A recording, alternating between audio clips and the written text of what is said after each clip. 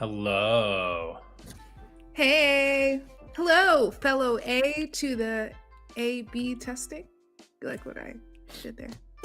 Works? It works. Hi, A. Hey, A, the A to the B.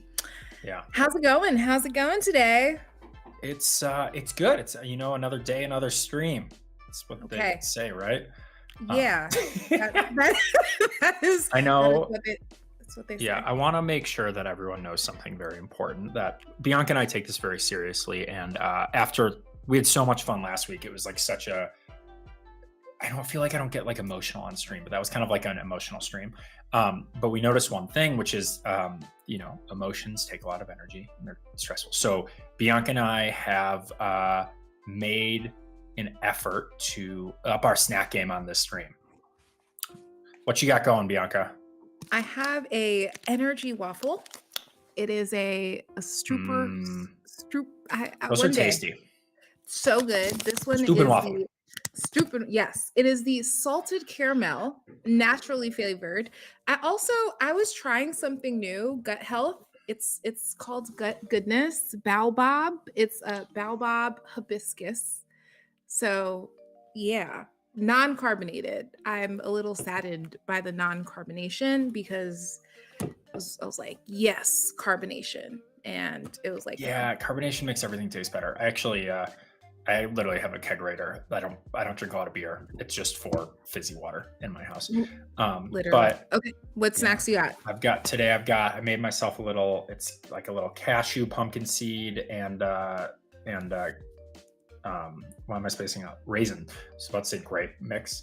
I got that, and then I got some kind of lower caffeine, an oolong tea that I'm preferential to. Wow, I like good teas. it is good. Yeah, So exactly. It's a great mix minus the water. it's so interesting. So today you did like tea, some tea vibes. I drink coffee for I don't know that like I really can't remember when I last had coffee. So I'm not a coffee drinker, but today I had some Oh, coffee. and you had coffee today. Yes. So this is Yeah. came ready today. So I'm very thrilled. I Thrilled and excited. I'm a big tea drinker. I every few months put in like an order from a bunch of fancy teas straight from Okay. China because I love it. I have a friend who's like, shout out to Zach, who's probably never going to watch this, who is like super into teas, and we'll go over to his house and just like have little tea parties. And he's got me on all these different teas, and it's so much fun. And once you learn how to like brew a tea to make it taste really good, it changes the whole game. Oh yeah. And there's just some wild, crazy teas that I get to drink now, and get to titrate my caffeine throughout the day. Start with green tea, a little higher caffeine in the mornings if I need the boost, and graduate to some fermented teas like pu'ers, fus, and oolongs and not to the afternoon, but like early afternoon, I'll say. Okay. So Okay. we can do a whole stream on teas. Maybe that's our next one. Who wants to see a tea That is stream? that would be a good one. I would do a lot of not coffee, tea houses. So therapeutic. Mm-hmm. So there was one when I lived in California. That was my go-to. Are you more of an herbal tea person, or what do you lean into? Personally, no. We have like my wife is a big herbal tea person. She's like done a lot of the like she knows a lot about the herbalism. So we have a whole shelf of like the different components of herbal teas, and so like we'll make mixes Okay. sometimes, and it's really great being like, hey Anna, I got like a little sore throat. What should I do? And she's like, oh, throw marshmallow root and licorice and blah blah. And I'm like, this is awesome. It's the best thing ever. So I do herbal teas at night. Okay. But the thing that I'm like into is more, I really like some of the flavors you can get from different fermented teas. I think it's just fun. Yeah, Okay. that's my jam. We'll do a tea stream. And yeah, we could do a tea stream one day. There's already like some hardcore tea streamers that I can't like, or tea video makers that like, they'll do hours long videos on like how to perfectly brew every cup of tea. And it's a lot. Wow. The tea rabbit hole. Okay, so we have Roboys, Yeah. African red tea is delicious. Okay. We know It that. is. Okay. All I right. do. I think rooibos is a little. I don't think controversial is the right word, but I know people who don't like a rooibos. But it is. It is a. I like the flavor personally, and I think it's like a good Mhm. addition to stuff, and kind of, it's punchy enough that it can hold the body of things, but not overwhelming. So I agree with you, Robertables. Rooibos, tasty. Pretty If good. anybody else has any favorite teas, we'd love to hear about your favorite teas, where you get teas, how you brew teas, all the fun Also, stuff. also, what would you want to see on a tea stream? Like, what could we Yeah, build around tea? That'll be interesting yeah. Or too. snack suggestions if you want to. Yes. We Yes. actually did a cool company. Um, yeah, Chef Brent has tea at the other end of the day. Yeah, I'm too caffeine sensitive. I'll be up all night if I drink it past like 2 p.m. Anything with caffeine. So I don't do that. But if we our company like um what you call it, the like team building thing that we did last year, we got like snacks from around the world and then had like tasting. That was kind of fun. Yeah, so that's okay. So this actually connects. So that's why I got this. Okay, hold on. Oh, all There right. you go. In This the is why I middle. got this Was is why I this, got the baobab. So baobab. it says non-carbonated on there. That's I, your own fault.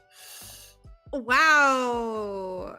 Thanks, Alex. How exciting. I didn't pay attention to that. I just saw gut goodness and was like, gut goodness. That was the vision. So Yeah. I didn't know carbonation was that important to me. I'm learning about my needs as I progress through this journey of Mhm. life. So because of we had this baobab energy bar, I think it got me down the baobab rabbit hole. And so thanks to that, thanks to that Mm. snacks around the world thing, it got me hip to this baobab energy bar. And it was so interesting because I think some of our teammates also ended up at the time going to their IRL, their in-person restaurant and got some spaghetti on something. It was like a spaghetti dish. It was pretty cool. So let's see if I can Nice. find the Yeah, it's so cool. I love when new restaurants open that just like have kind of weird, interesting stuff behind it. I try to go to some of those. Um, yeah, yeah, that's what it was. It Bob was Loblaws. Yeah, yeah, it Terra was Foods. yeah, Yeah, it was Terra Foods. So that was the energy bar. So great snacks all around. This is good. This is good. So we're yeah, excited that we are nourished coming to this stream with yeah. energy. So, okay. Let's It's see. the Let's second day of a new quarter, like the spring quarter. I guess spring's technically started like a week or two ago. yeah, but in But my like, mind, it's like, it's not really spring until it's a new month. So that newness. Have mm, you have you been doing have you been feeling the need to refresh? Like what's been your do you have a spring routine?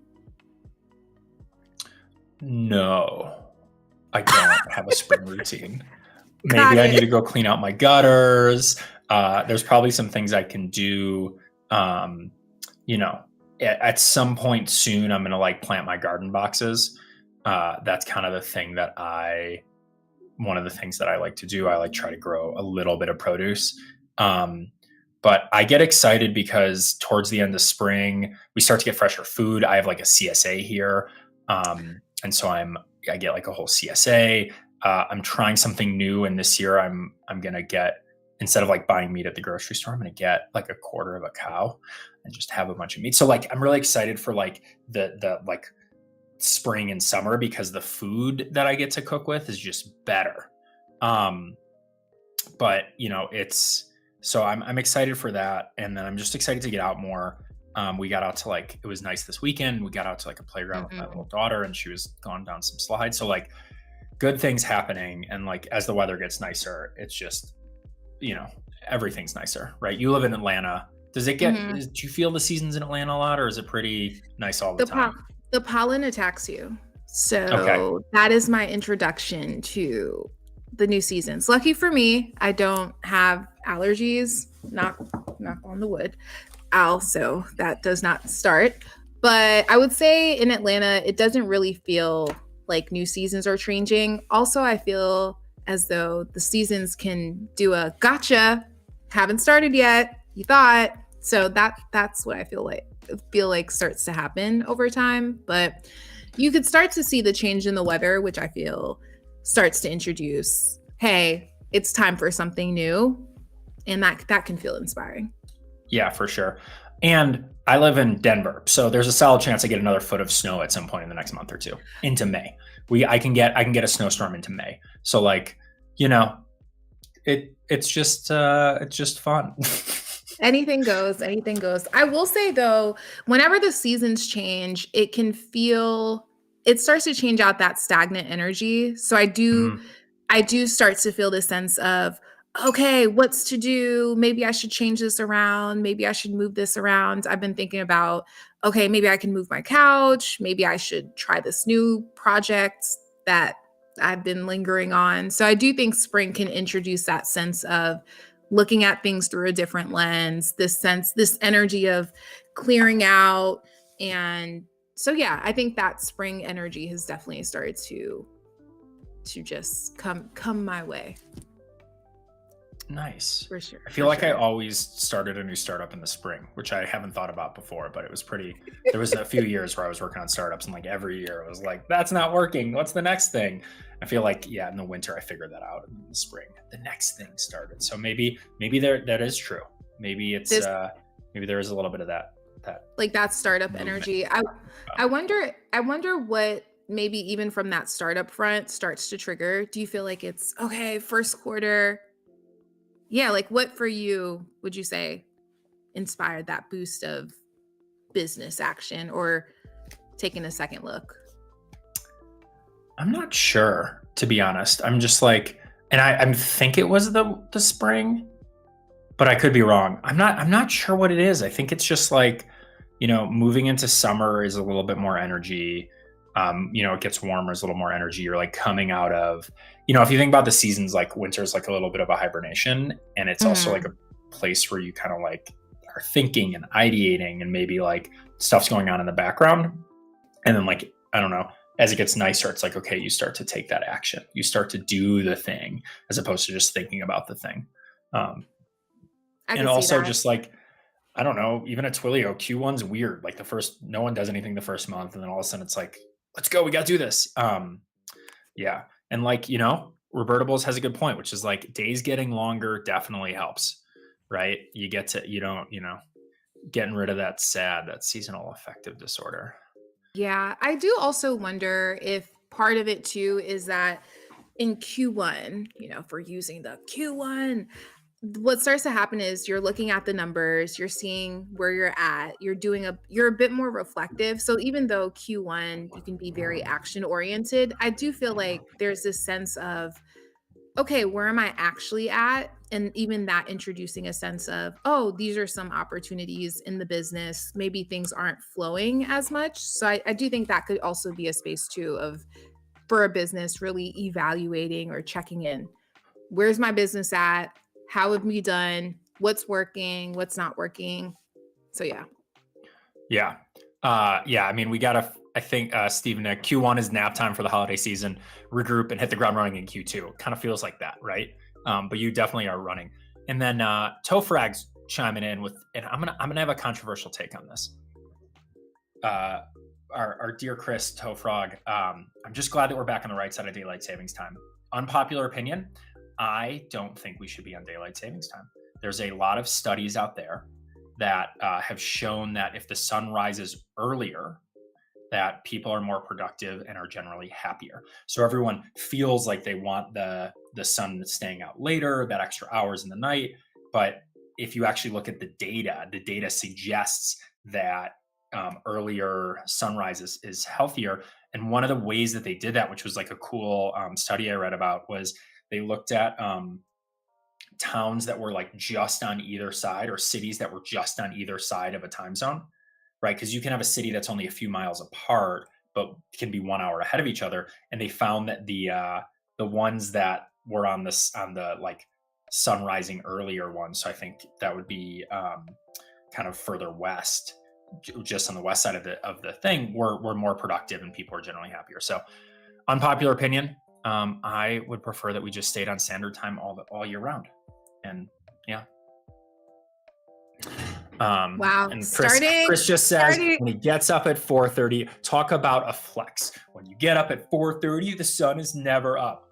I love that. Just don't get up at 4:30. I mean, it seems reasonable. I love the Chris impersonation. Yeah. Okay. Wow. This is fine. That is real. No, I could see that. I could see the shifts, the change, right side of daylight savings. No, being in a space where they don't have to change. Yeah, standard time. You don't change anything. I think we should lean into that. There is an opportunity to go back. I lived in Arizona for a while, and there's a lot I can say about that, and it's not all positive, but I did appreciate that they're on standard time and they don't change. So like right now they're synced up with mountain time, but then I think when we're on standard, they're in California. Maybe I got it backwards, but yeah. Okay. Got it. Okay. Mm-hmm. Let's see. Okay. So what are we thinking today? What's our vision? Yeah. I mean, we talked about spring cleaning. What's spring cleaning at Twilio, but making sure that your numbers are right. There you go. That was a great drum roll. Do you like that? I promise we didn't plan that. We totally planned that. It wasn't a little strong. It was like, did you do? Okay, the drums could use a little bit more assistance.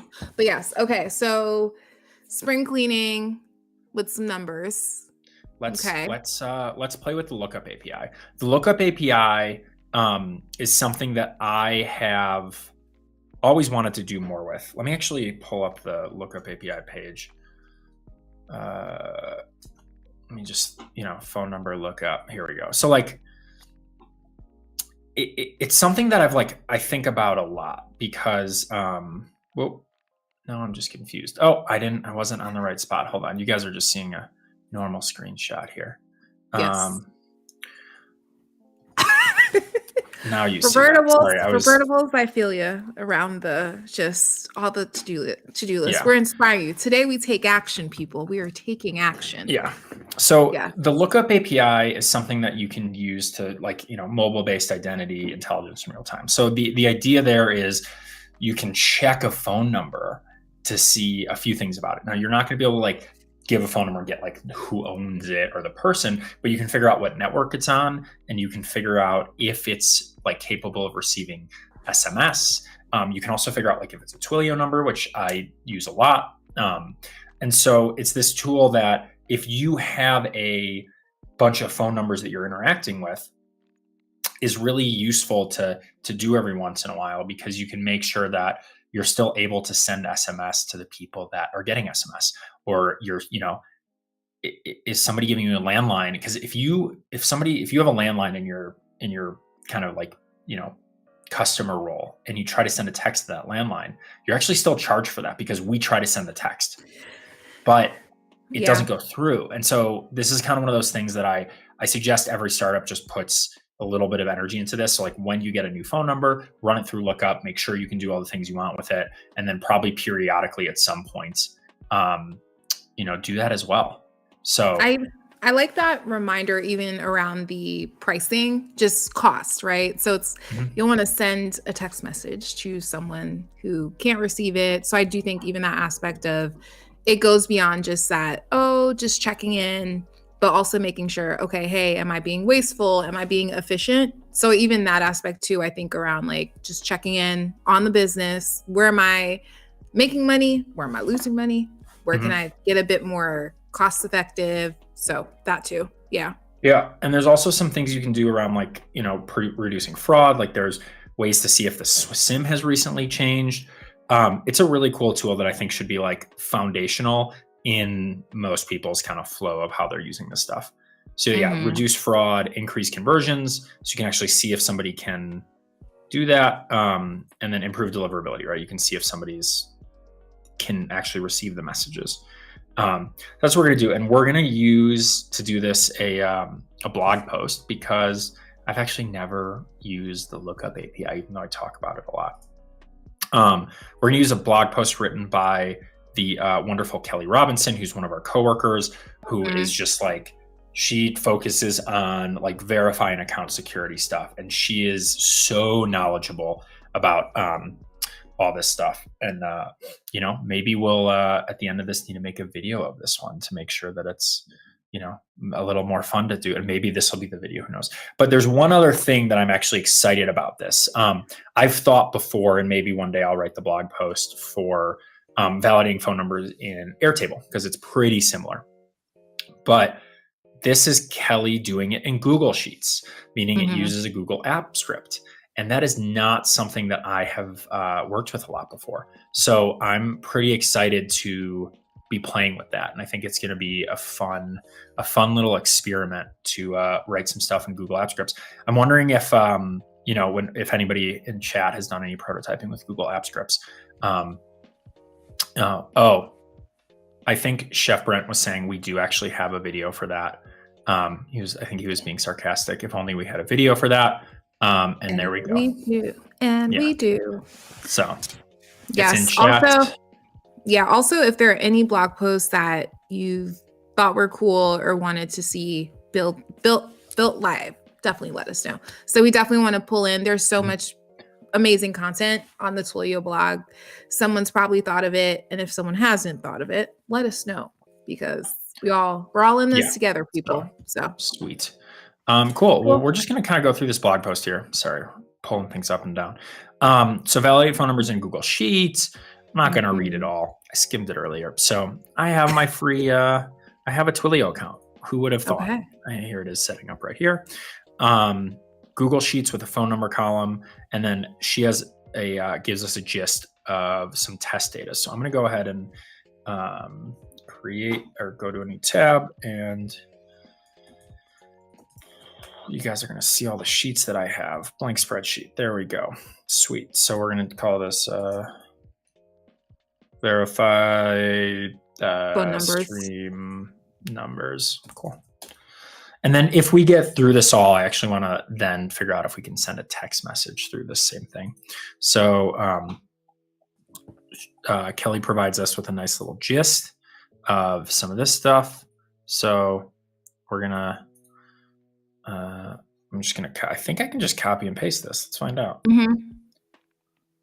Into my thing. Oh, that didn't work. Maybe you could. That works. Okay. Sweet. So we've got, we'll just pull this line. We got name, cell phone number, formatted phone number, and valid. So I assume that that's going to be some output stuff that happens here. Cool. So step 1 complete. Look at us cruising.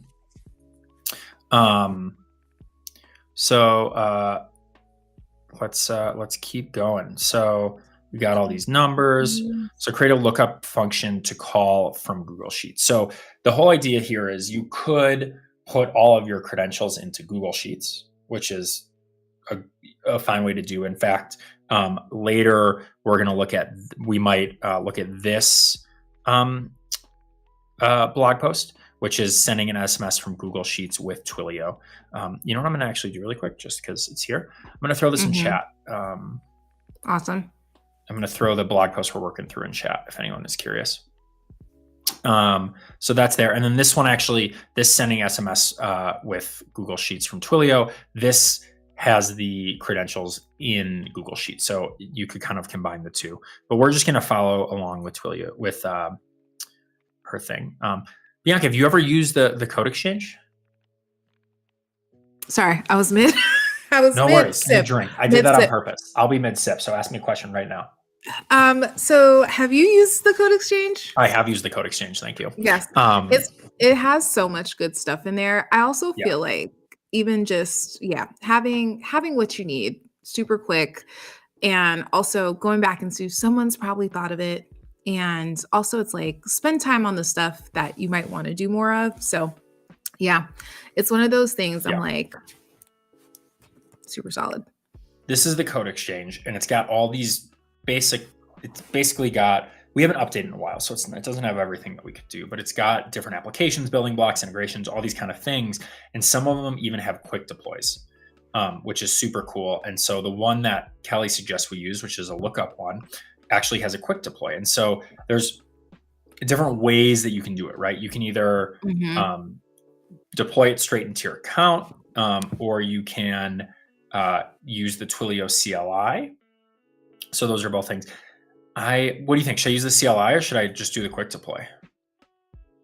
I think, part of me is tempted with the CLI, but I prefer CLI. If I'm going to be writing another function, the CLI is nice because then it's easier to code on my computer. But if I was just going to use this one thing, you can click this and it'll basically just like put it in my terminal, in my functions. But let's use the CLI here. So I've got the CLI. So we're just going to need to do this step because I've got everything else set up. And let's go here. Where am I? Whoop. I need my little thing. Terminal. New terminal. We're going to put the terminal here. So hold on. I'm going to switch my Twilio accounts too. There's always a warning when I start this. Make sure I'm using the account that I want. Events. Sweet. Cool. Active profiles events. And now we'll run. I'm going to go into my code folder. And then this and init. We're not going to call it example because that's boring.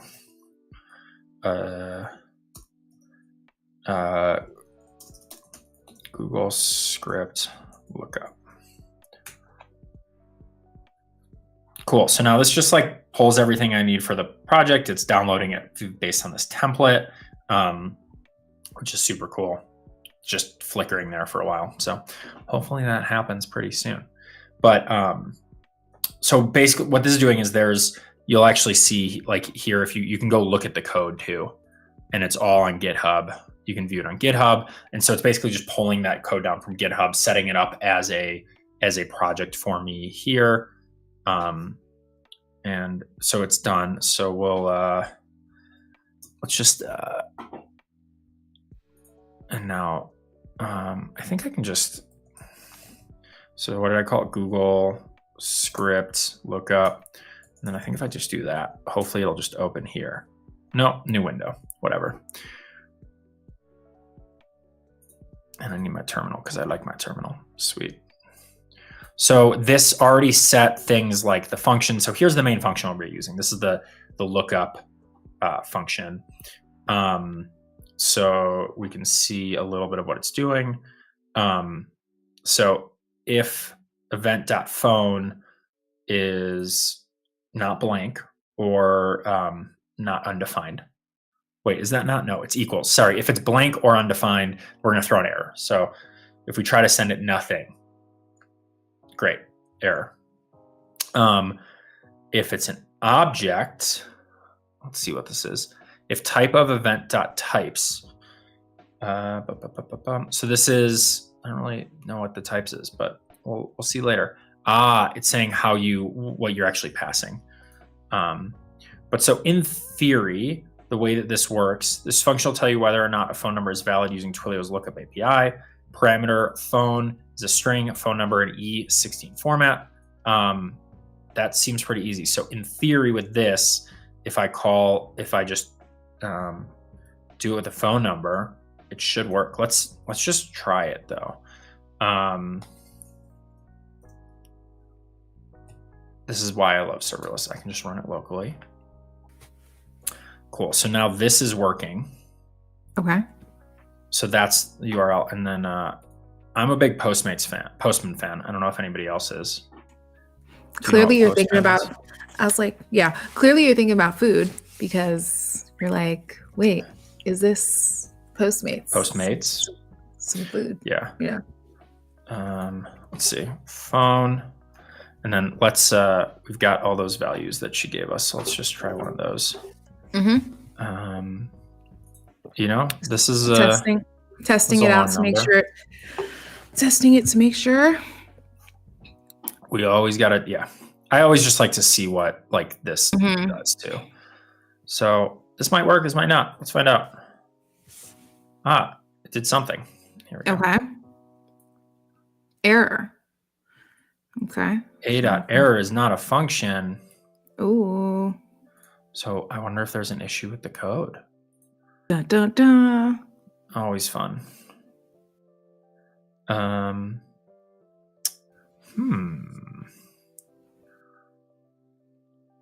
Where's that A dot error? Weird. I don't know what that is. So it gave me a 400 response, and yeah, it did not give me anything good, but we might just try. I was like, when all else fails, do the goods.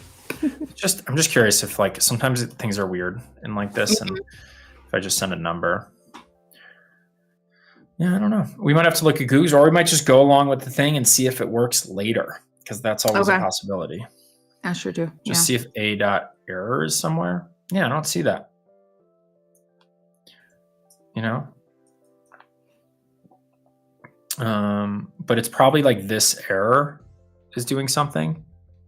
My hunch is that this is console. Oh, so it's logging the error message and then sending the 400 back.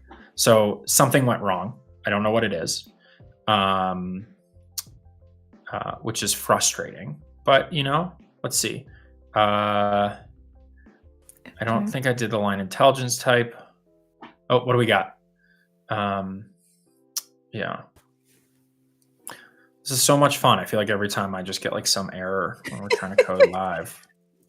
That's why you should do it. I have a feeling if you code, Bianca, everything's just going to work perfectly. You know, of course. Let's see. Value is not a function. Let's see. Yeah. I don't know.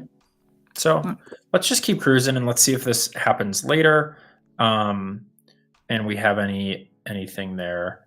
I mean, I could also just do like, oh yeah, so it's definitely returning an error, but I don't know why. That just happens. Client.lookups. What do we got? That's how you know it's live coding, because it doesn't work. Correct. This does seem to happen to you. I'm like, it, and it'll be, and sometimes it's always something even tiny. It might be a tiny typo. That's the other thing too. Okay, well, just throw some different numbers in there and see what happens. Okay. Yeah. So it's not liking something here, but who knows what that is? Because it should. I think it's pulling in my thing. It's definitely working, but you know, whatever. Let's just see if maybe there's something with how I'm calling it that's weird. Or you know what else we could do? What if we just do? What if we just log? So we're. I don't know. Do you need to add v2 after lookup? Oh, is this an old post? Is it this? Lookups v2. Is it that simple? Line 30. Is it? Yeah, let's try that. Let's just try that and see if that fixes it. Because it might be that it was just a bad lookup. Okay. Lookups dot v2 is what I'm getting from. You said 35. Okay. Wait, it's 35? I'm looking at line 35 here. Oh, it's that. Yeah. So we already are doing that. But I don't know why this. It's weird that we await client lookup.v2. Oh yeah. I don't know why it's, but let's try this because now they're the same. Like lookups.v2 there, client lookups.v2. Maybe that'll fix something. We'll see. See what happens. Nope, still getting the same issues. I know Chef Brent did a video recently where you did some stuff with lookups, and I don't know if you're noticing anything that you remember from that video, but you know, function matches the name of the function. It's definitely this line because we're not sending a line type. Like a line type intelligence. I'm pretty sure this isn't getting triggered. So, you know what we can just do? Let's just always, you know, we can always just console log these things. So we're going to send this now. And then down here, we should get what's happening. Nothing happened. Response, yeah. So maybe it isn't even hitting that.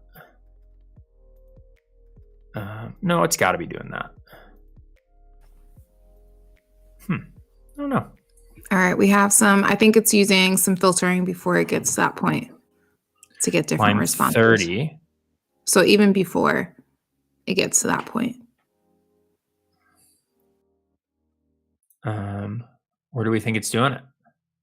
Let's see. Do you think it's a V1, V2 thing? Do you think I should try V1 here?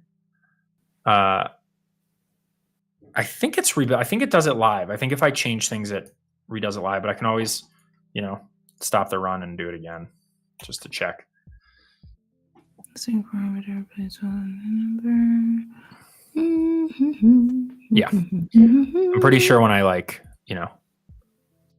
do things, it just does it in the moment. And we can even validate that. Let's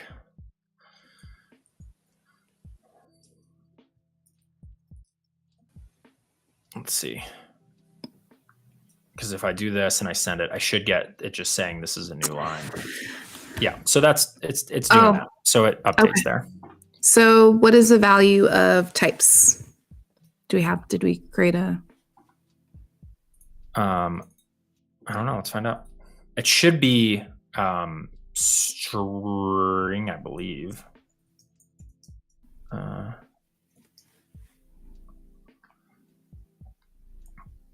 I love this group participation. Let's see what it said. I think it might have been.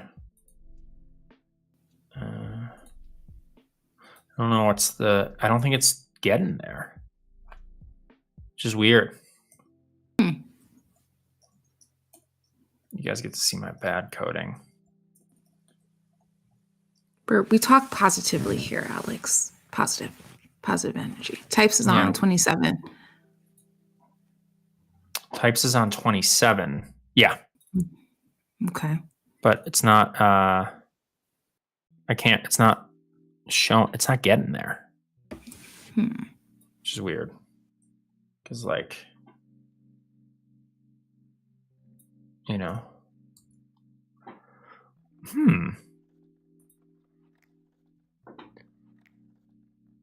That's frustrating.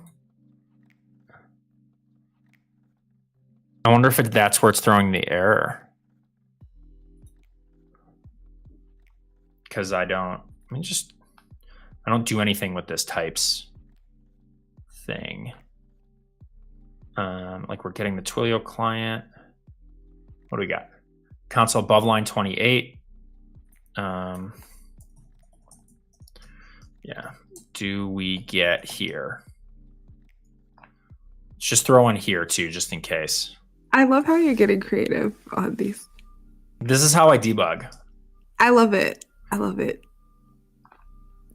Cool. Okay. So let's see. We get here? So we do get to after line 28. Okay. But then for some reason here we don't get to because it doesn't say types of. So there's something happening with the get Twilio client, which is strange because that should work. That's part of how this all works. So I don't know why we're having trouble getting the Twilio client unless that changed. Ooh. I think Kaylin and JC is Kaylin that works with us, right? Hi, Kaylin. Okay, so this is not what I expected the error to be. I did not expect the error to be on context.get Twilio client because that should work.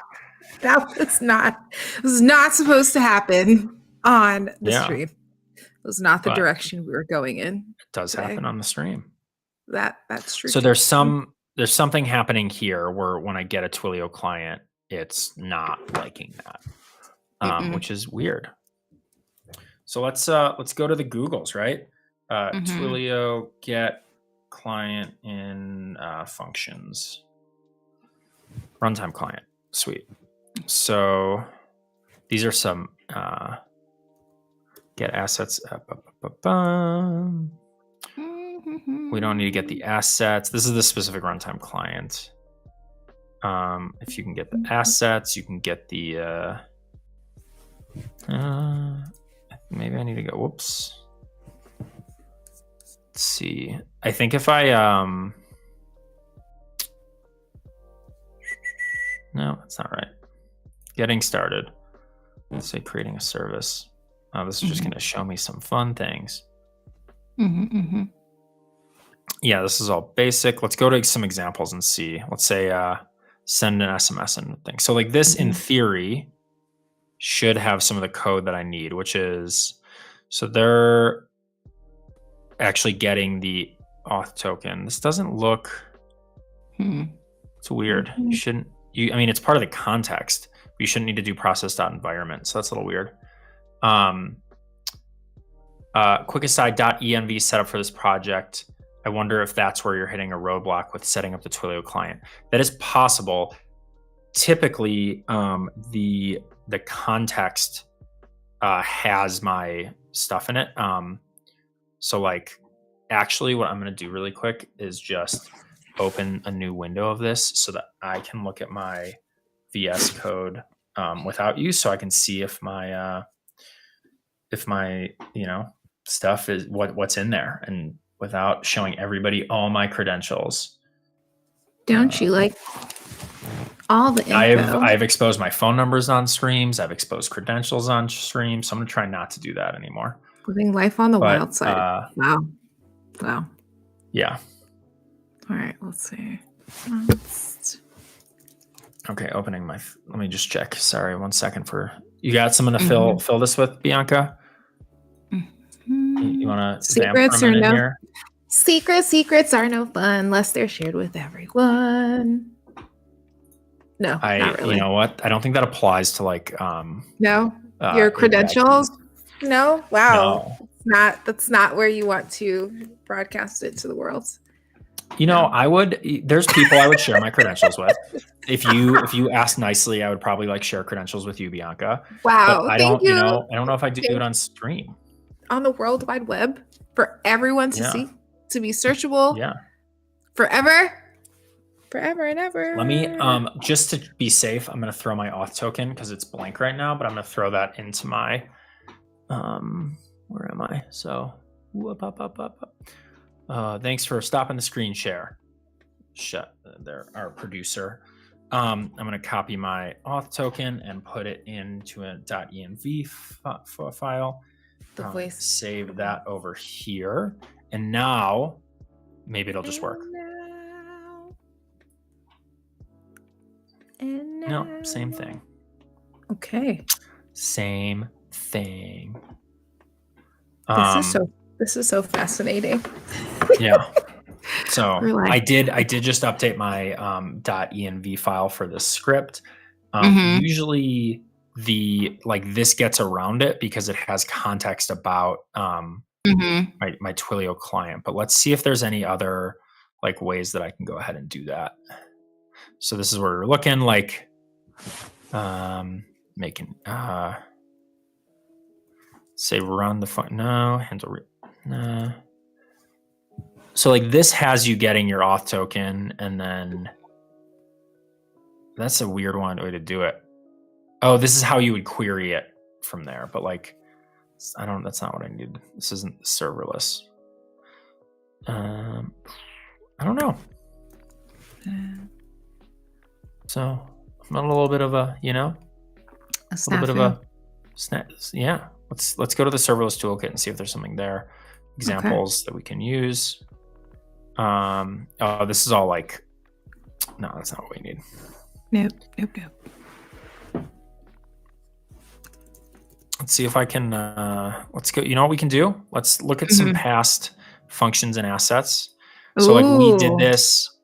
Oh, I might have to refresh the page. Because like, if you remember our last stream, we did something somewhat similar. Did we have require? Was it? That was it. That was for the OpenAI part. Oh, okay. Yeah.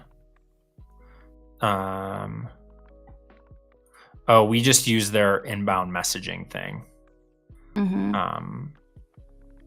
Twilio.twiml message response. So we didn't actually create the Twilio function. Just go and see if anyone's done this specific thing. Twilio lookup in serverless toolkit, or in serverless. Let's just go there. It's probably going to show us this thing. This was somebody doing with lambdas. It's not exactly what we're looking for. Serverless with Python. Hold on. Let's see what this blog post was. Get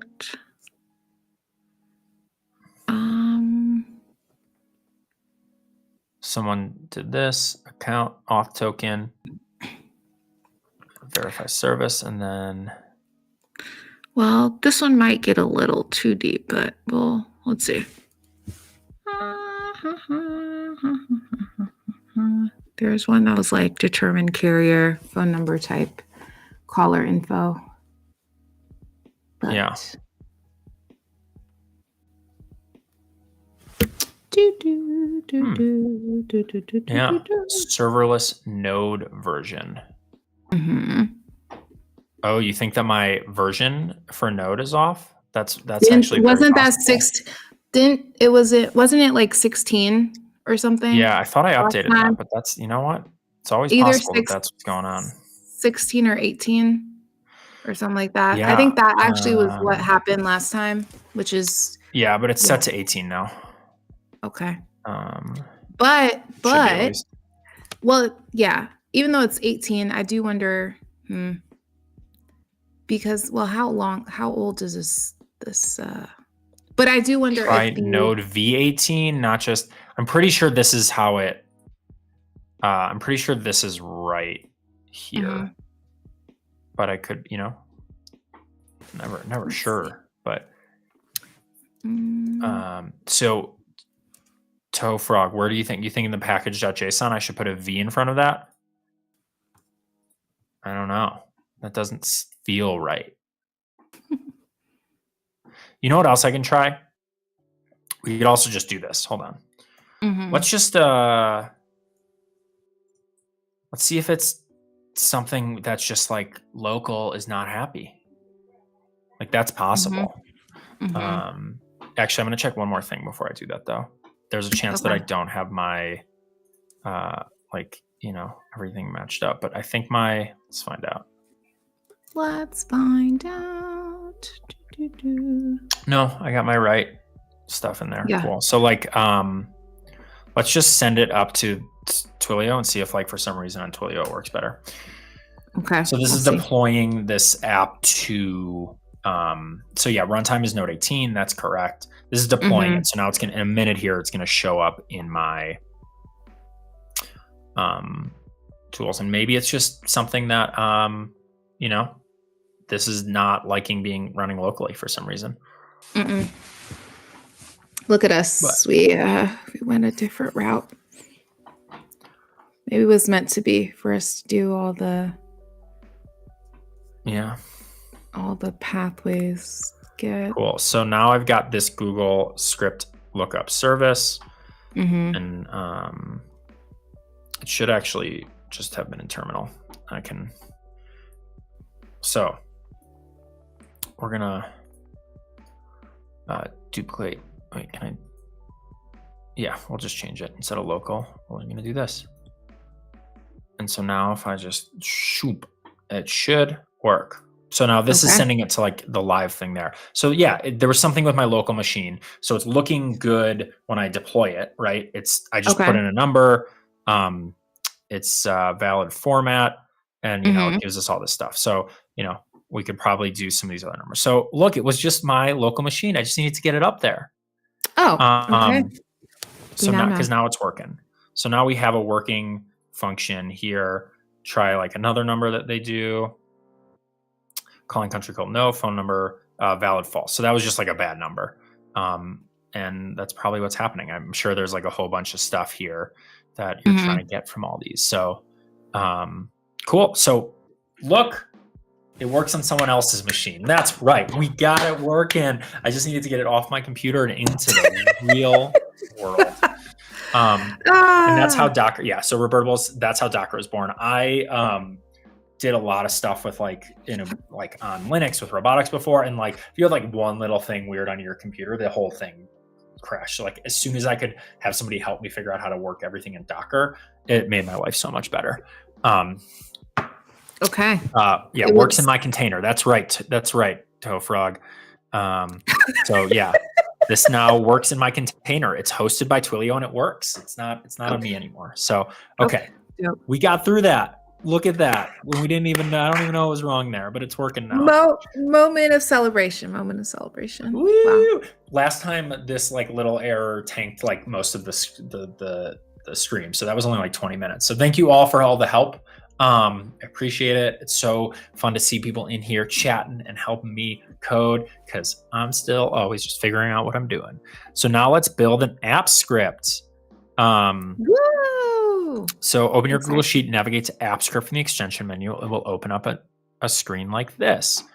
Extensions, app script. Wow. Cool. Already there. Yeah. And we're loaded. Okay. Oh, cool. And then we got our little function. Change untitled project to something like phone number validation. Then replace all that's text. Okay. So we're gonna change the name. We're just gonna copy pasta our way through this because that's how I roll right now. I love the name copy pasta. Copy pasta. I don't know where that comes from. If anyone knows what like copy pasta was born, I just know it's a thing. Anytime someone says something cool, I'm like, merch, put it on some merch. That's got to be on merch somewhere. If it's not, it probably is. Okay. Yeah. Copy pasta merch. Sometimes I wonder, I was like, oh man, corporate's gonna be like, I noticed that you're searching for copy pasta. Okay, it Coffee looks pasta, yeah. like, okay, copy pasta. So we have shirts that just have copy and pasta. So it's a knowyourmeme.com/copy pasta. Let's just go there. They're not very like, ooh, copy pasta. Like I was expecting more than a bowl of spaghetti for copy pasta. It wasn't the direction I was part thinking. of a series of memes, internet slang for any block of text that's copied and pasted over and over again. Yeah, and we do that a lot in coding because it's easier. Yeah. So yeah. Okay. Yeah, so I guess that happens. I guess. I think they need to elevate it from just a bowl of pasta. Let's see. Okay. Phone number validation. Yeah. Well, maybe we're gonna come up with new A/B testing, copy pasta A/B testing. So cool. My guess is the origins is someone just spelled paste wrong. Like that, and it just became copy pasta. It became a thing. That's my hunch. That's gotta be what it is. Yeah. Cool. Replace the placeholder URL on line 9 with the URL of your deployed function from the last step. So like we remember that we've got this deployed function and we're going to replace it on line 9. What's line? Here we go. Sweet. I don't know if I need to hit save. I'm just going to pretend I don't. Is that save? Save project. Sure. Vibes. Save vibes. You got to save. Okay. So here's what the code does. So the first handful of lines sets the phone numbers. The validate function is doing the bulk of the work. Validate all function loops over all of the validations and does that. So let's go into this. Is it there? Moment of truth. How do I need to do something to deploy it? Did I miss it? You might. Save the app script. You do not need to deploy it. Then go back to your refresh the page. Easy. Okay. Let's see. Oh,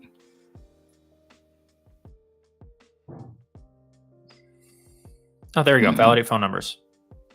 Boom. Moment of truth. Did I click it already? Validate all. Validate all. Running script. Oh. Okay.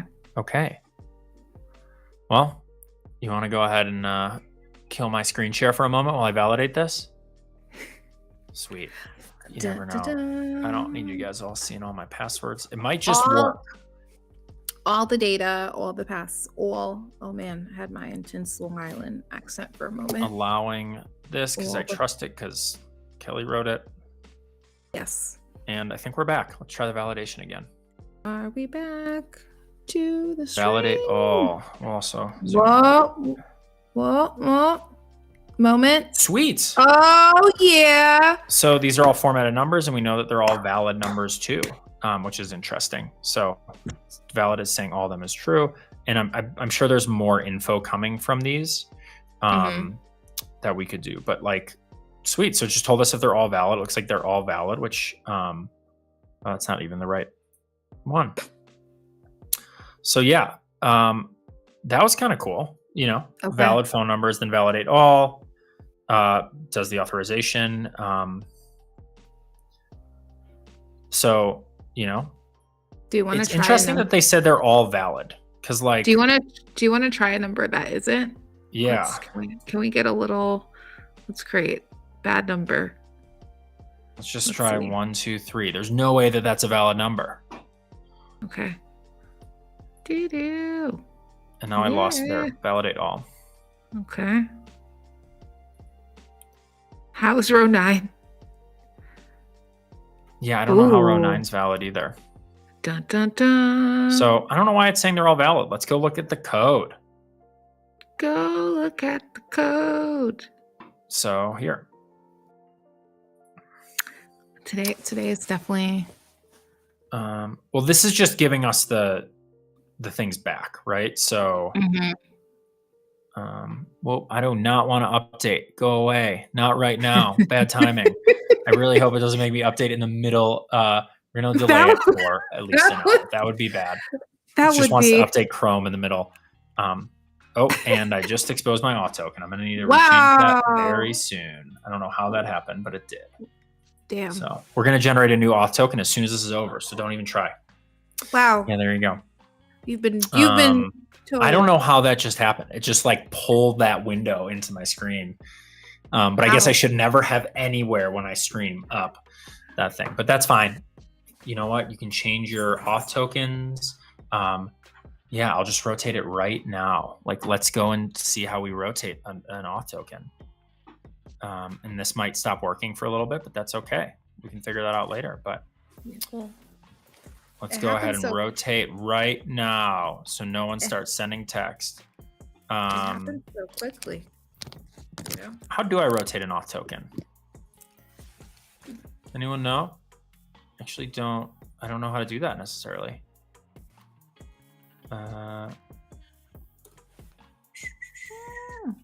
In go the to console. credentials. Can I rotate it?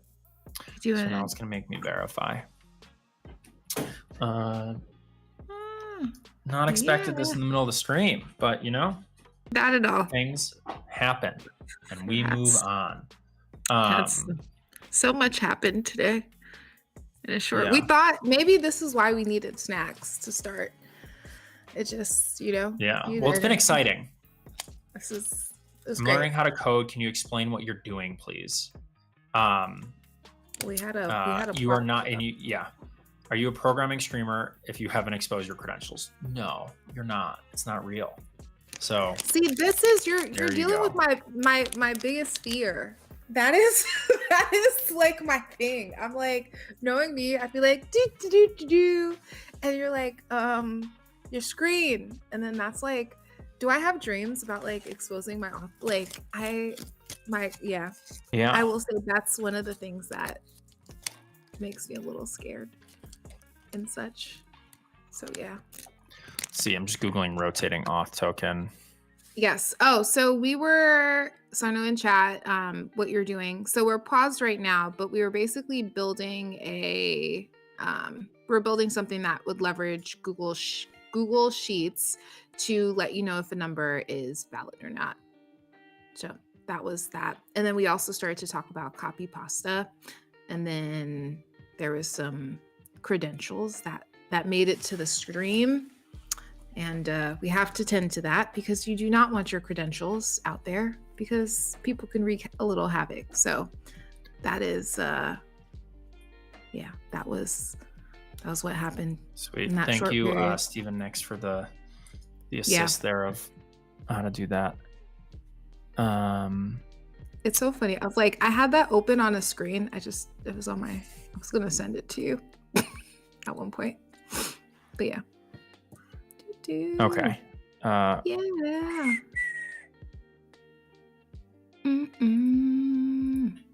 Is that the one that I just exposed? I'm trying to figure this out. Yes. Moment of truth. So I don't. Sorry. This is frustrating because I'm not exactly sure. It says you can request a secondary token. Mm-hmm. But to use during key rotation. Let's request a secondary token and then delete my primary token. It's been rotated. Cool. It's probably going to mess some things up. Stream might be a little weird now, but that's okay. Wait. Hold on. I think I did that wrong.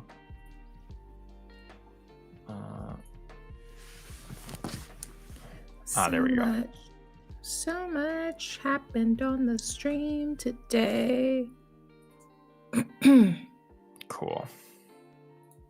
Okay, I've got a new auth token, so I'm safe now. And I'm probably need to update my CLI. So we're, let's see if I can do this without messing with this anymore. Okay. So what advice would you give to someone who wants to learn how to code? Actually, good place for that. The way that I personally learn how to code is by doing projects. So, I think that a lot of the classes are really great for things like understanding like the fundamentals of coding, like what you're looking at, how to read it. Once you get past that, for me personally, I learn by doing. And so I don't know about if you're the same way, but like Twilio blogs are a great place to start because you look at the Twilio blog, somebody's written the code, they kind of try to explain the code as you go. I know I've written a few as well. And it's just a great way to do something that's kind of more project-based. You get something that's working at the end of it. And there's places beyond Twilio where you can learn to do stuff. But I think if you find a project and try to build from that project, you're going to get further because it's something exciting happening. If, there's a big difference between like reading a textbook and actually going out and doing something. So yeah, it's just looking for projects to build. I would say definitely building is how you can learn. The other thing too is on building, you can also you're going to have to debug even today, right? So today, so much learning. I'm pretty sure, Alex, you're learning a lot today, right? Because you're building. And so I do feel like, yes, you can take all the information, but I do think it's not until you're actually creating something that you're understanding. Did you really have a grasp of what you just learned? And I think that aspect too of repetition, doing it over, knowing how to debug, knowing the changes or what you need to update. So I do think that to me is that totally 100% concur that building is a really solid place to learn. It also allows you to not overthink it too much. So those are my 2 cents. Oh, also, let's see. Steven said you may have to redeploy function because I don't think I'm going to have to because the function is deployed and is working. I just tested it here. Okay. We can go back to it. So I think I'm good with the function for the deploy. Sorry if I'm for some reason getting a little glitchy there, but yeah. So this still works. So the function's still working, which is great. What I'm noticing here is valid. I think is saying, is this a valid? Is there something in there? Yeah. Is there something there? So versus is there a number there? Yeah. So validate all. This is just going to go and validate each row. 2-1 length. Okay, boom. Cool. So, because this is, I think, where we're looking, and it's just saying, is there an error? So this is valid is really just saying, did it work? So just so we know, this is the let phone number equals JSON. So what's interesting is this. So if we look at what this function is actually returning that we're calling, it's returning a lot of stuff. right? It's returning the country code is valid, but for some reason the phone number, it's returning the phone number, which is a formatted phone number, which is what we wanted to do. So that was just figuring the formatter, but this valid is probably something we want. So where do we pull that? So this is let phone number dot get context text. So there's a response.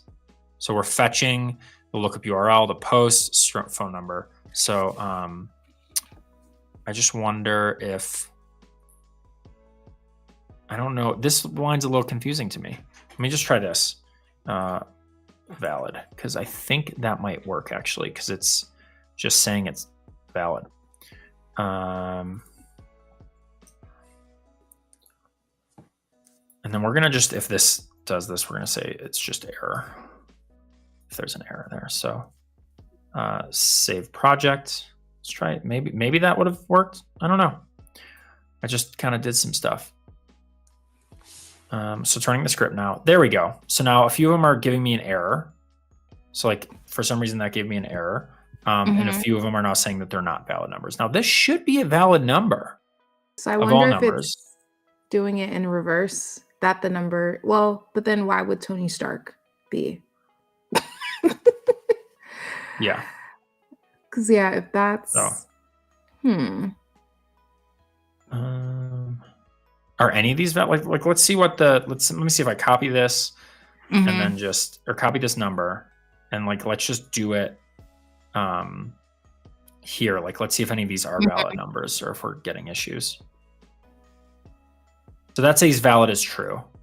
Okay. So this should be valid. Now why it didn't work here, I don't know. But number comma valid. Row is valid equals valid. I wonder if there's versus it's like catching an error. So I wonder what console.log error. I don't actually know where the console is in here. I've never used this before. Let's see if I can. Okay, great. View dashboard. Go ahead. Here we go. All right, where did you find this? So this is the last one I wrote. Request failed. Authenticate. So it didn't like my authentication. So maybe it is having that issue. And we can also go back to Twilio too and see our logs. I can look at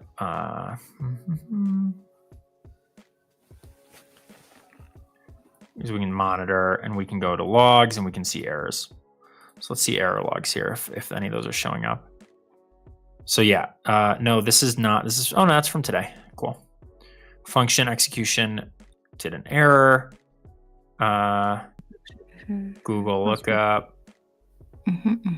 So that was like our lookup thing with the She-Hulk one, and then the body was error authenticate. So, cool. Okay. If you want to go ahead and can I get another pause on my thank you. On the screen. So I'm gonna go ahead and basically update my credentials and make sure that my studio has the right environmental variables, and I might not even be able to. There might be some. This is the problem with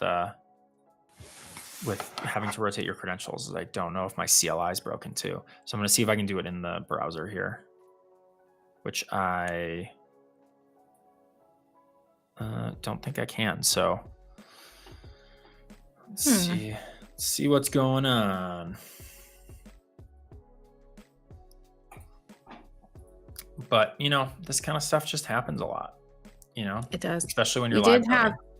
We did have great team participation. Yeah, so I appreciate that. That was awesome. We were problem solving together. And now I'm just going to update my profile. I think I can update. Let's see what I can do. Oh, that's why.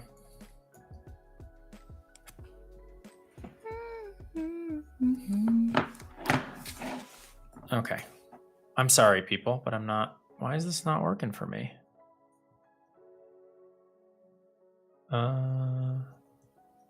Sorry, I'm trying to do some stuff in Terminal and it's not working. Yeah, exactly. I'm I gonna mean, remove. it's always whenever you need stuff that it just decides no. Yeah. Usually that's Uh, what happens. Doo-doo.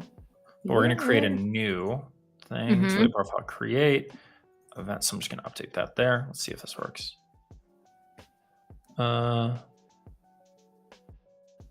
Why did that?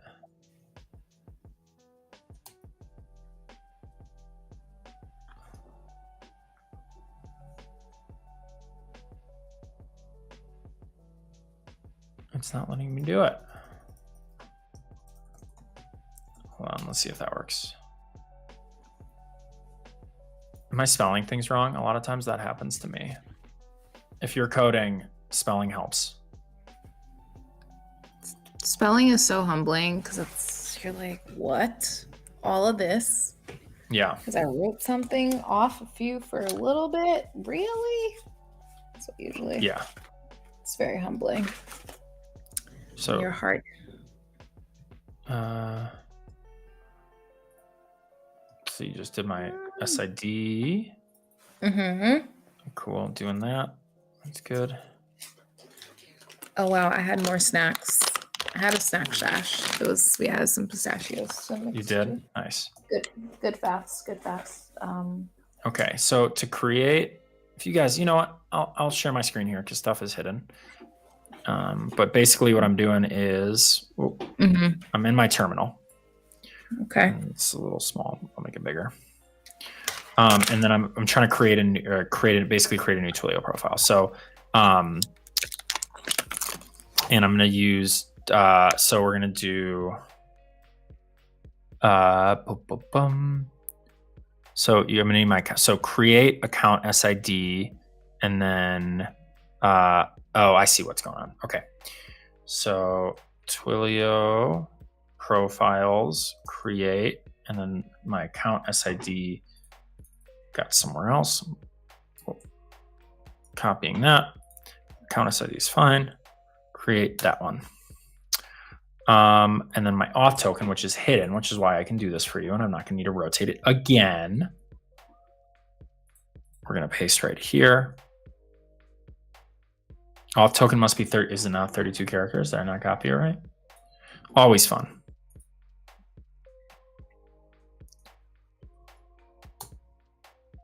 Cool. And then events. Sweet. So now I've got my new profile. So now we're back to where we were when we started with the new credentials. And now I can go, cool. So now we're in there. Let me just make sure that I'm using the right one. Oh, that's not right. So we're gonna kill that. Oh, no, we're down here. Sweet. View terminal. Twilio profiles list. Let's see if it's showing the right profile. I am currently on events. Cool. Serverless deploy. See if that makes this work again. Hopefully we won't have authentication issues. It's always fun when it's like the little things. Like I wish I could just code and everything would work, but we're not always there. It's not how it works, Alex. It's not how it works, you know? It's not how it works. One day I'll have a stream where I don't have this happen, where like things just work. It's gonna happen one day.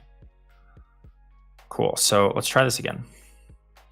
It's weird that it like said the ones that were false and then didn't work for the other ones, but who knows? Running script to validate all.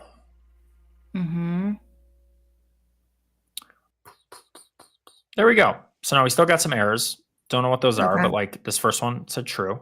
That's cool. I'm just curious. I'm gonna try this one more time. Oh, this is weird.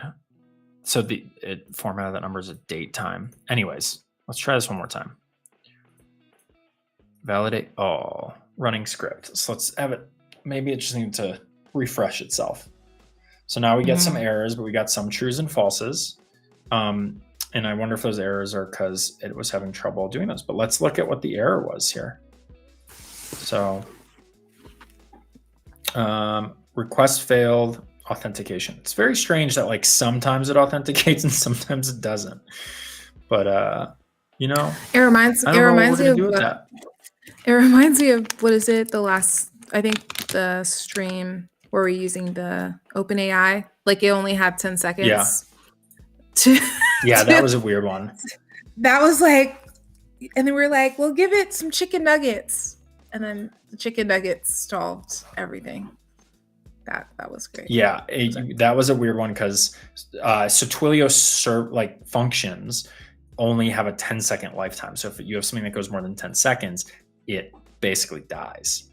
And so sometimes when you make an AI request, it takes more than 10 seconds. So that happens. Didn't a large group of biologists have to update the names of certain genes because Excel liked to update their names to dates? That wouldn't surprise me. Like Excel can be a little weird. But I'm just out of curiosity, we're gonna run this one more time. Because now I turned on live reports. And so now if I validate all, we'll actually see what is happening here. So yeah, we're getting some types undefined, authentication errors, stuff like that. So, the authentication is hitting hard right now and it's just not totally working, which is a little frustrating, but just out of curiosity, if I just do one number, does it work? Alex, yeah, so it's not everything. You have the memeable words, like the authentication is hitting hard. It's like only heard on stream. Because, on the outside world, you're like, yeah, this authentication, it's hitting hard today. Yeah, I don't think I use that in my normal day-to-day talk. But, so it seems to be working when I do like one-off things. So I don't know what's going on with that. I'm a little confused, and sometimes debugging just doesn't always work right. It's like, this was your first time using this app script. I'm like, well, okay. Well, we'll ping Kelly to be like, Kelly, what happened? What happened with this? It just worked. They all worked this time. It did. Okay. What did you do? Needed some time to think. Oh. So yeah, because so now we've got like, this is a valid number. So these are not valid numbers. Tony Stark is valid. That's a real number. Oddly enough, it converts. That's so cool that it converts 1877 She-Hulk into the numbers that would actually be. So you can even validate those numbers, which is cool. Okay. So this actually worked. We know which ones are valid and which ones are not. I don't know what's going on with this, but I'm not going to worry about that. But like, it worked. Should we try? I mean, we got a lot more time. Should we try to do the next bit? Yes. Okay. And what was we were going to send a message. Send an SMS notification from Google Sheets. Cool. Yeah. Chef Brent is error. That does happen. Sometimes you just feel like you're in error. Wow. I will say the photo with the cat next to I am error just makes it even more amazing. It's just kind of excellent. I was filming an interview at one point for Twilio. It was like a few weeks ago. And at one point my cat was like sitting under my like sitting next to my computer and then like jumped for some reason. And I was like, did you guys notice like the cat in the take? And they're like, you mean the loud thump followed by you looking very startled? Yes. If that's what you're asking about, why? Yes, we did. Yes. Mm-hmm. LOL. Lols. And 3-Up snacks. Okay, Cool. What do you got now? If anyone's learning to code, another great thing to do is try to merge things together, right? So we already have a Google sheet that has verify. And so now we can take the next step and, actually do something with that. So I really like this idea of kind of taking multiple blog posts and putting them together. So I think that's pretty cool. So the thing is, it's going to be a little different because they have this is being phone number and then name, and then I guess they're doing like amount due. So this is like a whole payment thing. So, I don't really, how are they doing this? So they're doing the script editor, and then they're using a bunch of things to like make a message, but we're just gonna make this a little simpler. I was like, Yeah. take what we need, leave what we don't. Yeah. So let's, I'm going to add a few things here. So I already have running my dev phone. So we're going to add that to our little spreadsheet and say dev phone, and the number is that. Cool. And now if I run validation, that should validate to true. Otherwise we have an issue. Sweet. So that one works. So we know this is like a good one. So let's add a message column here. And I think the message for all of them is just going to be ahoy world, because that's what we like to do. Bianca, do you know why we say ahoy? Do you know like the history behind it? The history of ahoy. I feel like I heard of it one day. And do I keep the story of ahoy in my heart? Probably not. So let's run it back. Cool. Wait, you're not instead of saying ahoy world, I want to. So the Alexander Graham Bell, I think that's who did this. Like he invented the phone and all that fun stuff, and he wanted your phone interactions to be special and different than just like every day. He didn't want people to be like hello, because that's just what we say in normal life. So instead, he decided that people picking up the phone should say ahoy hoy.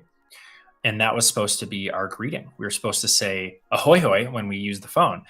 Clearly that did not stick. What's your typical greeting when a friend calls? So I just jump into it. I'm working on it. So I'll be like, hey, da-da-da-da-da. Sometimes I'll do like, hey, it depends. But sometimes I'll just like jump into it on whatever we're talking about.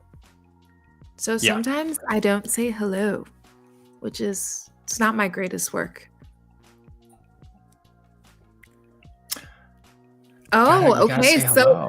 So we have some personalization. Oh, so ahoy was the first thing. You say ahoy and the other person says ahoy hoy. So we can demonstrate ahoy, Bianca. Right. Ahoy hoy. There we go. Okay. I like it. It's kind of cool. Cool. So this is what happens when we have snacks and coffee. Not coffee. Why am I saying coffee? Yeah, this is what happens. We start to have fun things. Yes. Ahoy and ahoy. See, now I feel like I want to say ahoy and ahoy hoy all the time. Okay, so I like the personalization thing we have going on. Greeting people with their name. I like it. It's good. Add a little. So let's go back to this blog post and see what we got to do. Define the Google Scripts as variables. So script editor. Cool. So we're gonna do the script editor thing again. Tools or extensions, app script. Cool. I think I can just do this. Let's just try adding a file, a script, and we'll call this variable message.js. I don't know, maybe. Why not? Okay. So he says we got to start by defining some stuff here. So custom phone number, name, amount due, payment. So I'm not actually going to use all these. Nope. Yeah. But we just need to make sure it goes customer phone number is actually going to be in 1, because I think it starts at 0. So customer phone number is going to be in 1. And then amount, and then I don't care about these amount due, payment links, or payment info.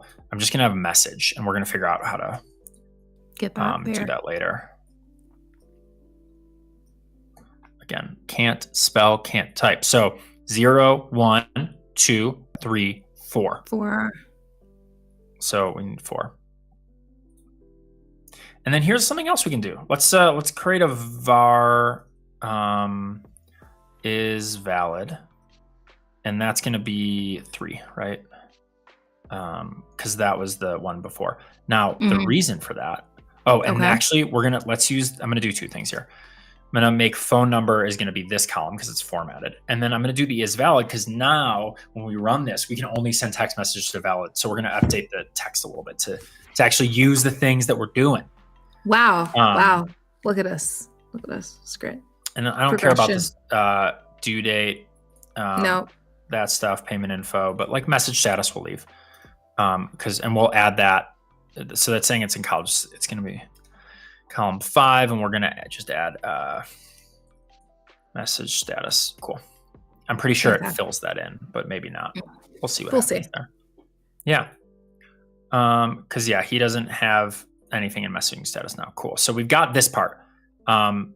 So this part's cool, and I appreciate what we're doing here, which is securely storing your credentials. So creating custom menu for inputting Twilio credentials, which I didn't know that this was a thing. So with one or more functions that defines what actions happen when a message. So copy and paste the following code into the app script getter underneath the variables you've already pasted in there. So we're going to do this. Pretty cool. So if we go back to the app script, so now I think if I save this, what happens is in here, I'm going to make this a little smaller so we can see everything. Let's refresh.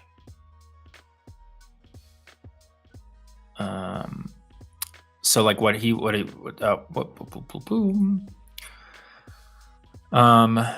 next we create runs the code inside of whatever it is. So wait, hold on, what's going on?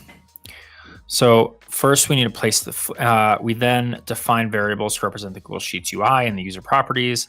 These variables are used by the 6 functions that we'll create in the next step. Next, we built in create a function called onOpen, which runs these menus. Okay, so now these are the functions that actually set the info. So now these 6 credential related functions are named on the onOpen function. It's time to find them in the code. Copy and paste this code snippet into the app editor below the existing code. So I hope that I'm doing this right. Sometimes I like when in a blog post there's some way to see the whole thing together to make sure that you're all right, because keep showing it as like line 1. Okay, but that actually makes sense. So we have this function that's called onOpen, and it has all these other functions that it's defining and the menu, and then we're actually defining what those functions are down here. So that's pretty cool. And now I wonder if that does it. Does that like work now?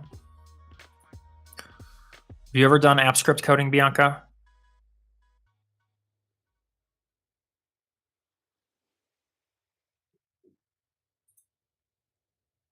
I actually can't hear you, and I don't know if that's me or everybody else can hear you. It could just be me. No, it is. No, you were muted? I was. So I was saying that I've used it for, I know. I was saying I was using it when I was building out it's probably finance related, like a finance related app so I'm pretty sure I'd use it for that at one point. So here, that's pretty cool. I can now set my ID and auth token and stuff in there. That's super neat. I really like that as like a thing. As a thing. Yeah. I don't know what this is. This, it didn't need to copy that. Cool. Okay. So let's keep cruising through this. So now I'll set my credentials and I'll go off and do that in a minute. So let's do this next bit first, and then we can test it out. So menu. We have to add this so there's a send SMS. So he's adding it to the menu. I really like this. Whoever wrote this, who's it that wrote this? We had an external contributor. Harshil Patel. Good job. Shout outs to you for doing this. This is a cool thing. I haven't done this kind of stuff before. So sweet. Okay, so now we're adding more menu items here. So what this is basically going to do is, where'd my app script go? Whatever, app script. Look, this is going to just open it again. So basically, we're just adding another menu item, right? That is UI to create menu, send SMS, send to all, send to Mhm. customers with due date 1st/5th. I don't know what that one's going to do, but we're just going to, we'll send to all. So let's keep going with the thing. Mhm. Well, it probably had the due date one because at the time those were part of the fields. So the payment date, things like that. So we'll see. Yeah. So here's the actual send SMS function, which is cool. I'm just, and then send to all is going to be running over that. So this is the actual send SMS function, which we're going to put in the code at the bottom here. So if we look at the code, there's this, we need this send SMS to all. I'm actually going to get rid of this. We'll not deal with the date filter now, but we'll just, sweet. So now we have a send SMS, which takes the customer phone number, the amount due, the payment link, customer name, payment info. And so I don't need this amount due, customer info, payment due date. All I need here is the message. And then I can kind of get rid of, so this part I need, but then if you see here, the payload to body, he like creates this great message, which is awesome. But we're just going to do whoa, I did something wrong. Oh yeah, no, it's all here. So we're just going to say message, and then let's just add, because we can, sent on stream from the Google app script. So we know it's happening here, right? We're updating things. And your Twilio phone number. So sent, plus new date. Okay, cool. So to, body, from, those are the main things that we need for this. I actually, interestingly enough, the phone number string, because we're using the formatted number, because we already have the lookups, has that. So we don't actually We don't need all things. Look at us. And I don't even think we need this toString. I think it's going to come in as a string because of how it's set. But, so let's try it. Let's try that. Cool. Oh, I just saved the page. No, it works. Okay, cool. It was automatically saving it. Okay, cool. So now we're going to create a send all function. So this is going to get the sheet and then get range rows.length. So this is basically going to call that. This is going to loop over all the rows and call the send SMS. But I don't understand how this get range 2-1 rows.length headers.length set values rows. Oh, here, this is what I was looking at. Okay, no, we're fine. Cool. So let's copy this send SMS to all function and put it here. Okay, so sheets.getData.getValues, rows.shift. So this is like going through each row. And then for each row, it's going to do this thing. But we're going to change this a little bit. So this is basically making the call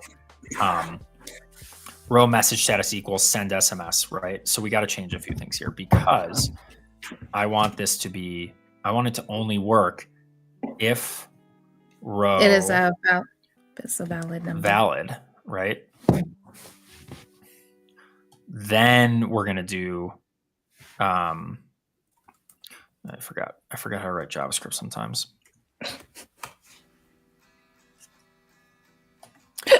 Excuse me. Wow. Hasn't A and B been testing enough? We need some P and H and X testing. If I'm being honest. Wow. I don't know what that all means. I don't know. Who is P, H? Okay. Well, we'll have more testing. Maybe that's what we have when we have our guests on the show. It's not just A/B testing. No. It's the letters of the alphabet. It's the alphabet tests, So we got to get a C next. About letters of the alphabet. Yeah. It was a good joke. I thought that there was like something I was mixing. Like, are we missing like a Paul, a Hank, and a Xander that were like same that selfless scoundrel wants to see on stream? I was looking at this one. So we got, I think we can officially, I'm struggling with this. We can officially do this we got, oh, they're not showing up. Whatever. C is here, Toe Frog. That's Chris or Chef. And then we got, Chef Brent. But so we've got some C's on the chat too. Got to find a good D. Maybe we can get Dom on here. Yeah, maybe is that part of our, we'll have a sheets that we go through the alphabet to see if we can get someone for other letters. I like it. Yeah. It's a challenge. So if row is valid, then we're going to do this. Otherwise, we're just not going to do anything. Well, actually, we can let's do an else here. I always forget. This is me not having a ton of experience coding in JavaScript, but like, how do you do if else in JavaScript? Not Java, JavaScript. So it's if condition block, and then if I want to go to else, cool. It's easy. Thought it was easy, but so, and then we're going to go here. Else. And then return there. And then we'll do here. I'm just going to make this a little cleaner. Row. And now we can just say it's going to be unsent, right? I was trying to figure out my scripts project, selfless mission accomplished. What it was? Yeah. Yeah. It also included some stuff with time zones. I was like, I started it. Yeah. I haven't done it just because we do so many things in Airtable here that it kind of just works. So now I basically just updated this. So there. And then the other thing is we don't need all this info. We're just going to say row message. So we're just sending the message that we have there. I love that they put together all the info. I think that's super cool, but we're just going to keep it pretty simple. So where are we? Run the function. So okay. Let's go. Before we do that, though, we're going to go ahead and pause. Well, I don't know what that was. Okay. I wanted to refresh. I don't know why it's pasting when I hit R. If we can go ahead and pause my screen share so that I can put my credentials in here. Sweets. C is here. Yes. A, B, C. Okay. Wow. This is inspiring me. I feel like I'm really about to start a spreadsheet that has the letters of the alphabet, and we will see if we can find a stream guest for all the letters. For every letter. What are going to be the hard ones? Ooh. That's a good one. I mean, once you get to the end of the alphabet, it starts to get a little. I feel like Y might be a thing. Yeah, when I first joined, we had a Y because we had. Oh, okay. Well, not really. We had a Brandon Yelly, and everyone just called him Yelly. Yeah. Okay. So that was like the Y, but we don't have that anymore. Why? Okay. All right. ABCs. Okay. Okay. This will be a thing. We'll see. We'll have the crew on the developer network. We'll see. Okay. Let's fill in who we have from A to Z. But on the ABC. We're gonna have to do that. Be a little bit of work. Okay. Yeah. Okay. Put in the credentials. Okay. I got my credentials in. Let's try this. So we've got, it should send for, who knows if they'll all work, but like, so send to all. Let's just see if it works. Valid is not defined. Reference error. Sweet. Okay. But that's why we do this, right? So we can, I hope I don't have to put my credentials in again. I hope it just saves them, but we'll see. Oh, is valid. Is valid. That's why. Oh no, that was a different form. No, I called it is valid, right? So look at me, not naming things right. Wow. Is valid. Living life on the wild side.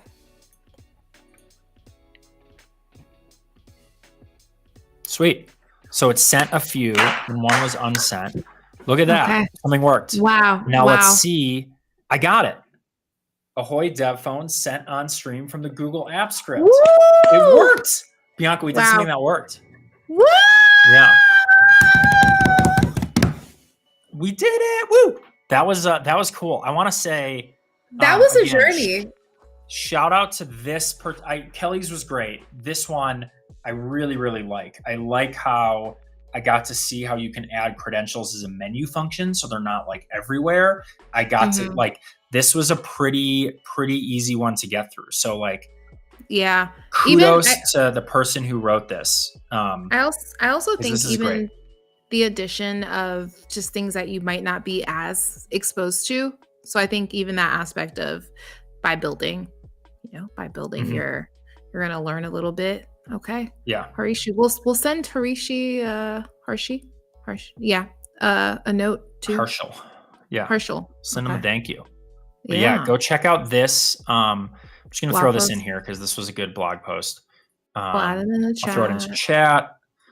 Sometimes we get to speak as Chef Brent, but I hold that power sacred and only do. But yeah, so that's the thing. Go check out that. Go check out other stuff he's working on. This was a great. I really appreciate this this tutorial, and I also love tutorials where it's easy to like change and update and fix things.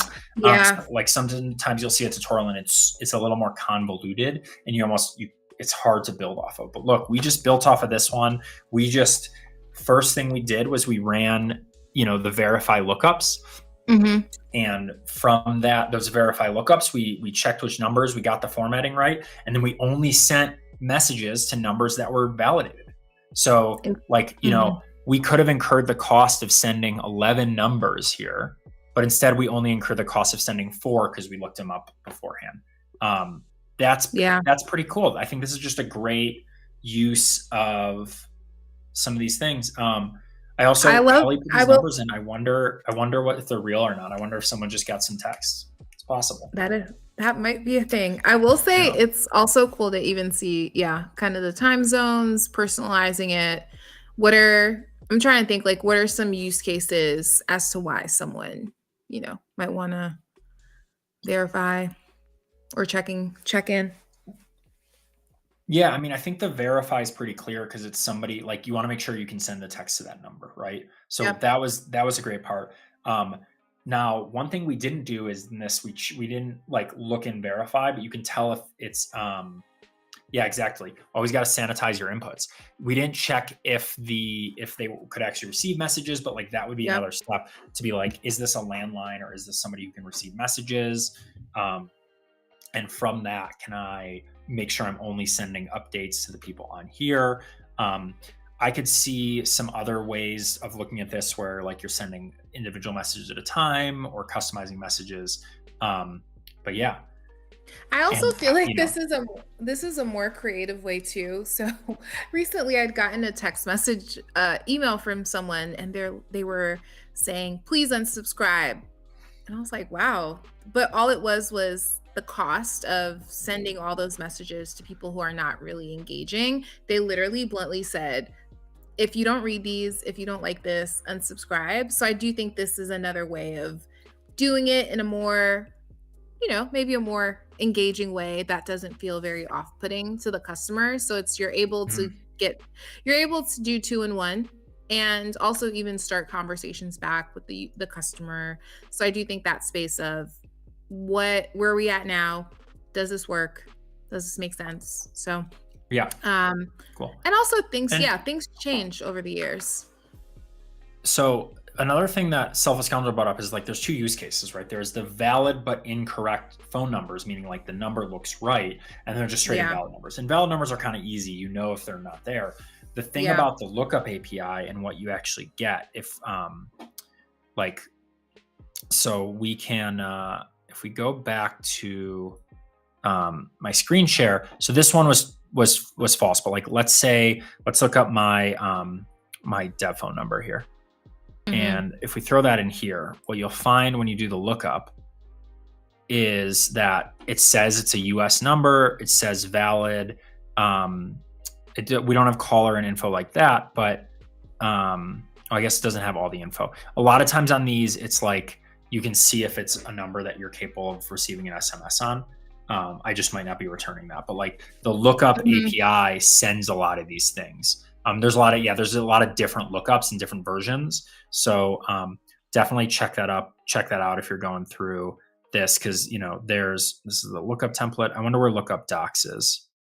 The other thing too, as you're it is looking things up, even the aspect of US versus abroad. So even understanding, is this a space that I could use? WhatsApp, can I leverage WhatsApp if that person might be a bit more responsive there? So even understanding, okay, what are the best means? And I think about even that channel. I think a few weeks ago, you did a stream on omni-channel. So even understanding where is the best place to reach my customer or users. Yeah. So making sure. Yeah, exactly. And this is here, the line, I think we're looking to line type intelligence is what Chef was talking about. So, you can get things like type of phone number, and that can be a landline, a mobile, a VoIP, a toll free. So you can see what kind of phone number you're possibly messaging. And like, if it's a landline, it can't receive SMS. Generally not capable of receiving SMS messages. So like, that's really helpful. If it's a landline, you got to call. I know Chef Brent did a video with line type intelligence and looking this stuff up. So if you're able to make sure that if you do that spring cleaning, circle back to that earlier conversation and make sure that your numbers are good, you're going to do a better job at, reducing costs and getting those numbers out. So yeah, this is a really powerful tool. Definitely check out Verify. And if I was building a startup, I'd probably get SMS working first as like a form notification, and very quickly would be adding in this lookup API to make sure that when somebody gives me a number, it's a valid number, it's a real number, it's something I can send a message to, because it's just going to save me a lot of headache and work down the road to validate these things. Yeah, I also like that reminder, even when you're dealing with super large lists of information and data, checking in on a smaller scale might, you can find the hacks or the workarounds, but getting a solution that scales out. Yeah. Huge value. Yeah. Cool. You know what? I feel like that was just like a great encapsulation of like live coding on stream, right? We tried something, it didn't work, we don't know why, and then it flipped over and it worked somewhere else, and then it was kind of working but not, and whatever, we moved through it, and then we tried something else and it just magically worked. So I'm glad we only hit one block.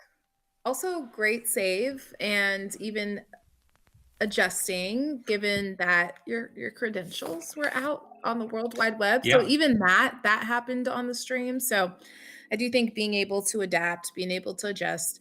And I did like how on the docs, you can make them your own. So I think even that aspect too of with us playing around using the docs, it's find your own iteration of it, your own version. So if you do end up building anything, using any of these docs, do let us know. Share it with us. Yeah. Well, we'd love to. As Roberto says, it's not a stream if you don't accidentally dox your keys. Doxing keys, at least you can refresh them. Doxing phone number. I've done that once before, and that's why when I did a live stream at one point, it's not available on demand because my phone number was in there and couldn't get rid of it. That was one of the things that I learned. It was a risk of using Airtable on a stream.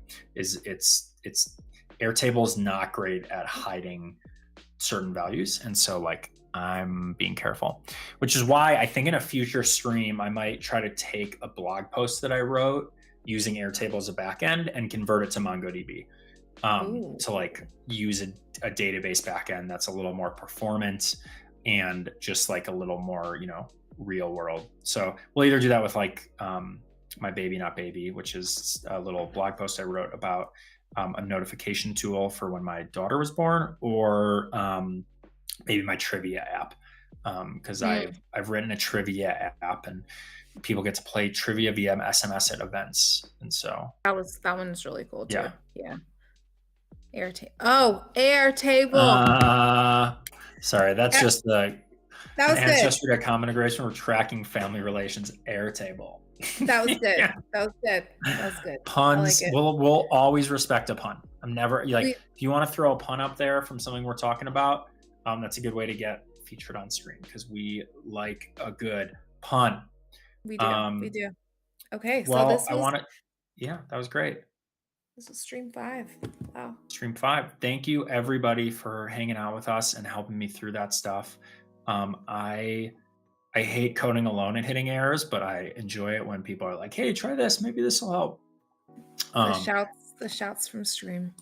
Yeah. And then one of these days, I'm putting a flag in the sand here. We're gonna get Bianca writing some code. It is. I will say one thing that was empowering today. So you dealt with my biggest fear, which is accidentally sharing my credentials on stream. And I love how you made it through. And I'm like, oh, I shouldn't be as afraid of this. So no, it's manageable. And there's also some tips and tricks. Like I had another window open and I don't know why that window just got pulled into the screen I was sharing. That was weird. I blame our it was trying to update Chrome for me and just like freaked out. So I blame that. Okay. Yeah. But balance. It happens, but yeah.